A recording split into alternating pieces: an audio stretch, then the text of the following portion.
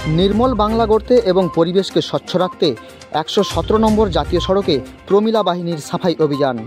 सोमवार 117 नम्बर जातीय सड़के फ्रेजारगंजेर कयलाघाटा एलाकाय साफाई अभियान करल एलाकार महिलाराई। बेहालार स्वेच्छासेवी संगठन निशानार कर्णधार निर्मला सामंत एवं नीलाद्री शेखर सामंतर उद्योगे विभिन्न जायगाय चलबे এই সাফাই অভিযান। सोमवार এই সাফাই অভিযানে ফ্রেজারগঞ্জের কয়লাঘাটা এলাকায় 12 জন মহিলা সহ উপস্থিত ছিলেন এই স্বেচ্ছাসেবী সংগঠনের ফ্রেজারগঞ্জের সম্পাদক জয়দেব মাইতি এবং রিপ্রেজেন্টেটিভ কর্মী বারীন্দ্রনাথ দাস। এ বিষয়ে জয়দেব মাইতি এবং বারীন্দ্রনাথ দাস বলেন, পরিবেশকে সুস্থ রাখতে এবং স্বচ্ছ করে তুলতে নিশানা সংগঠনের একমাত্রই নিশানা।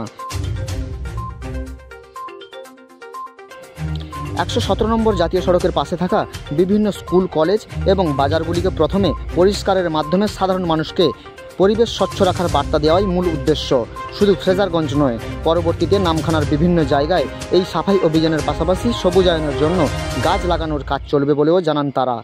আপাতত এলাকার কিছু মহিলাকে সাম্মানিকের মাধ্যমে এই কাজে নিযুক্ত করা হয়েছে।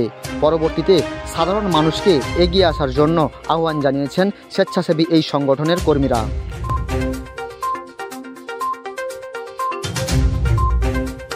নিশানা সংস্থা নীলাদ্রি শেখর সামন্ত এবং নির্মলা সামন্ত ওনারা এই নিশানা সংস্থাকে আসে আমাদের কাছে বার্তা দেয় যে এরকম পরিষ্কার করব, কীভাবে করা যায় কিনা। আমরা সেই রকম দায়িত্ব নিয়ে আমি এবং বারীন্দ্র দাস মহাশয়, আমি জয়দেব মাইতি, এই লোকাল সেক্রেটারি আমি এই কমিটির, তা আমরা এই সব পরিষ্কার পরিচ্ছন্ন শুরু করেছি। আমরা নীলাদ্রি শেখর সামন্ত মহাশয় উনি এই প্রজেক্টটাকে আজকে কয়েক বছর ধরে চালাচ্ছে।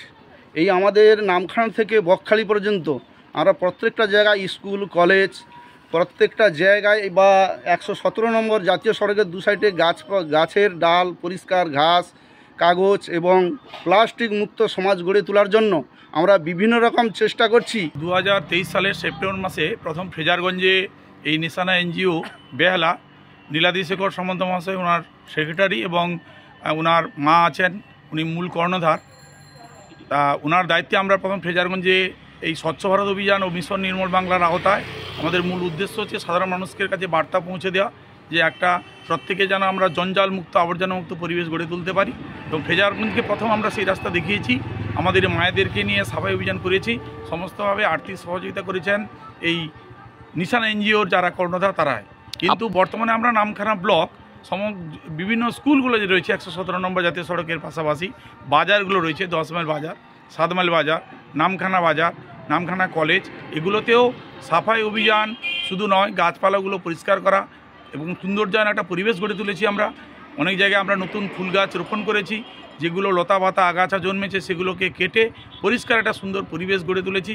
এবং মানুষের কাছে বার্তা দিতে চাই যে প্রত্যেকে যেন এইভাবে তার নিজের গৃহ পরিবেশটাকেও আস্তে আস্তে পরিষ্কার করে তোলে, তাহলে আমাদের এই সমাজ এবং আমাদের যে বর্তমান যে আগামী ভবিষ্যতের যারা ছাত্রছাত্রী, যারা প্রজন্ম, তারাও শিখবে যে প্রত্যেকে তাদেরকে পরিষ্কার রাখতে। 11 জন মহিলাকে নিয়ে এই কাজটা বর্তমানে চলছে।